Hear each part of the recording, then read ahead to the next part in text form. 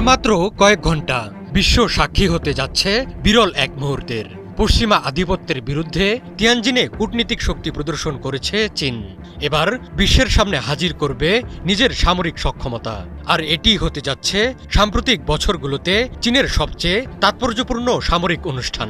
এই অনুষ্ঠান থেকেই ভবিষ্যতের যুদ্ধের জন্য প্রস্তুত থাকার বার্তা যাবে বিশ্বের কাছে।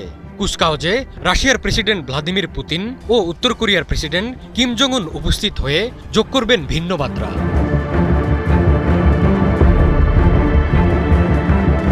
ধারণা করা হচ্ছে কুচকাওয়াজে চীন বিশ্বের কাছে তার নতুন হাইটেক অস্ত্র প্রদর্শন করবে, যেগুলোর মধ্যে প্রথমেই আসছে জাহাজ বিধ্বংসী মিসাইলের নাম।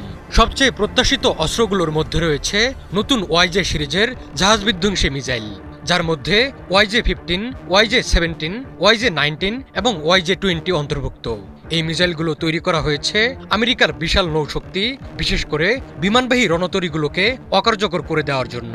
গত কয়েক দশকে চীন ব্যাপক জাহাজ বিধ্বংসী মিসাইল তৈরি করেছে। এবারের সাংহাই সহযোগিতা সংস্থার সম্মেলন চীনকে তার শক্তি প্রদর্শনের সুযোগ তৈরি করে দিয়েছে। ইতিমধ্যে তিয়ানজিনে হাতে হাত মিলিয়েছেন শি, পুতিন, মোদি, দিয়েছেন আমেরিকার আধিপত্য ভাঙার বার্তা। এখন সবার মনোযোগ বেইজিংয়ে। এই শহরের প্রাণকেন্দ্রে বসবে চীনের সামরিক সক্ষমতার প্রদর্শনী। আনুষ্ঠানিকভাবে এই কুচকাওয়াজ জাপানের আত্মসমর্পণের ৮০ বছর এবং দখলদার শক্তির বিরুদ্ধে চীনের বিজয়ের স্মরণে অনুষ্ঠিত হচ্ছে।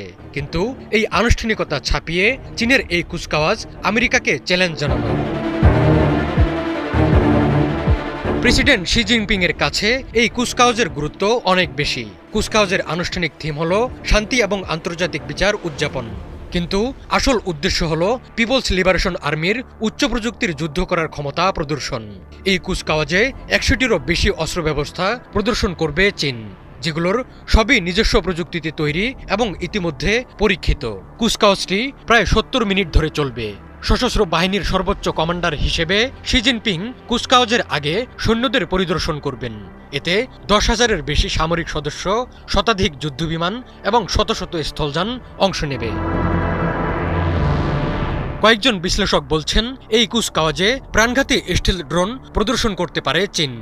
FH-97 এমনই এক ড্রোন।